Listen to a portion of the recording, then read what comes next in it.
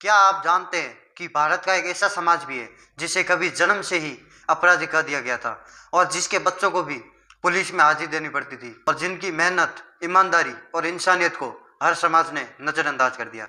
ये कहानी है सांसी समाज की, एक ऐसा समुदाय जिसने सदियों तक अन्याय सहा और अपने हक और सम्मान के लिए आज भी संघर्ष कर रहा है। तो आइए जानते हैं कि आखिर सांसी समाज इतना पिछड़ा हुआ क्यों है और कैसे ये समाज धीरे धीरे अंधकार से उजाले की ओर बढ़ रहा है। ये सिर्फ एक कहानी नहीं है, ये एक इतिहास का जख्म है जिसे हर भारतीय को जानना जरूरी है। सांसी समाज भारत का एक पारंपरिक घुमंतु एवं पिछड़ा वर्ग है जो मुख्यतः पंजाब, हरियाणा, राजस्थान, उत्तर प्रदेश और मध्य प्रदेश में पाया जाता है। ऐतिहासिक रूप से यह समाज कई कारणों से सामाजिक, आर्थिक और शैक्षणिक रूप से पिछड़ा रह गया। इसके बहुत सारे कारण हैं, तो आइए जानते हैं इसके कारणों को विस्तार से समझते हैं। सबसे पहला कारण है ऐतिहासिक पृष्ठभूमि और अपराधी जाति की छवि। अंग्रेजों के शासनकाल में सन 1871 में क्रिमिनल ट्राइब एक्ट के तहत सांसी समाज को अपराधी जाति का दर्जा दे दिया गया। इस कानून के बाद पूरे समाज को अपराधी समझा जाने लगा, भले ही कोई व्यक्ति ने अपराध किया ही ना हो। लोगों पर निगरानी रखी जाती थी, पुलिस में रोज हाजिरी देनी पड़ती थी और उन्हें समाज से अलग कर दिया गया। इन्हें गांवों और शहरों में भी बसने की अनुमति नहीं दी जाती थी।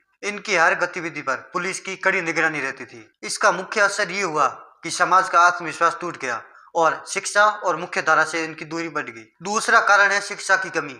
सांसी समाज में शिक्षा का स्तर आज भी बहुत कम है। गरीबी और रोजगार की कमी के कारण बच्चे जल्दी काम पर लग जाते हैं। लड़कियों की शिक्षा पर तो और भी कम ध्यान दिया जाता है। शिक्षा की कमी के कारण बच्चों की बहुत जल्दी शादी कर ली जाती है और जिसके कारण बच्चों पर जिम्मेदारी आ जाती है और फिर वो जल्दी काम पर लग जाते हैं। इसका नतीजा ये हुआ कि शिक्षित लोगों की कमी के कारण समाज आज भी सरकारी योजनाओं का लाभ नहीं उठा पाता है। तीसरा मुख्य कारण है आर्थिक पिछड़ापन। अधिकांश सांसी समाज दैनिक मजदूरी, रेहड़ी पटरी या फिर कोई छोटे मोटे कामों से अपना जीवन यापन करते हैं। इनके पास कृषि भूमि और व्यवसायिक भूमि बहुत ही कम होती है। बैंकिंग और सरकारी योजनाओं की जानकारी की कमी के कारण वे आर्थिक रूप से मजबूत नहीं हो पाए। इसका नतीजा ये हुआ कि गरीबी और आर्थिक असमानता ने समाज को हमेशा नीचे बनाए रखा। तीसरा मुख्य कारण है सामाजिक भेदभाव और अलगाव। समाज में आज भी कई जगहों पर सांसी समुदाय को छुआछूत या फिर नीचा समझा जाता है। शादी, रोजगार और सामाजिक मेलजोल में भी इनको भेदभाव का सामना करना पड़ता है।